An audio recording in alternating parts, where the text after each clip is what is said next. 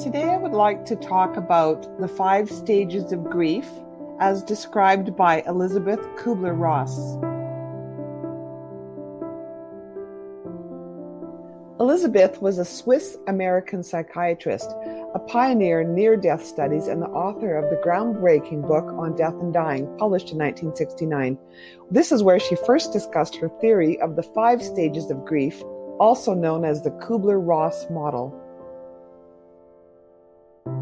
The 5 stages, denial, anger, bargaining, depression, and acceptance, are a part of the framework that makes up our learning to live with the ones we've lost.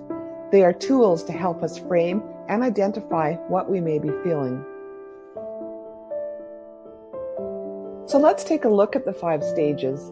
Denial is the first of the 5 stages of grief. It helps us to survive the loss. In this stage, the world becomes meaningless and often overwhelming. Life makes no sense. We can find ourselves in a state of shock and denial. We often go numb. We wonder, how can we go on? If we can go on, and why should we even go on? Anger is a necessary stage of the healing process. Be willing to feel the anger, even though it may seem endless. The more a person truly feels it, the more it will begin to dissipate and the more they will heal.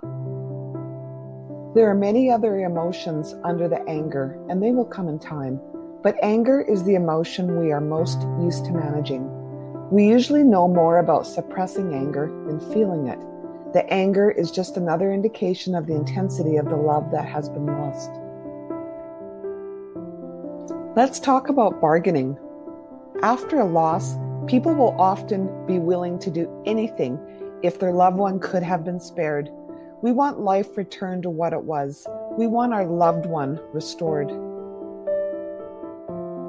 What if I devote the rest of my life to helping others? Then I can wake up and realize this has all been a bad dream. We become lost in a maze of if only or what if statements.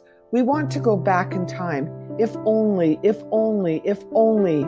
Guilt is often bargaining's companion. To not experience depression after a loved one dies would be unusual.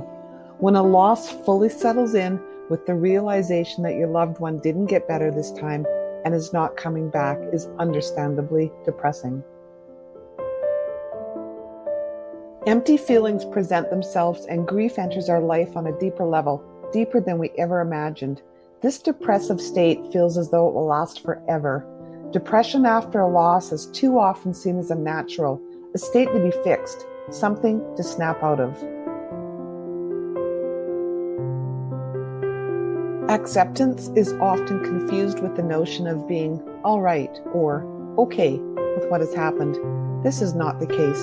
Most people don't ever feel okay or all right about the loss of a loved one.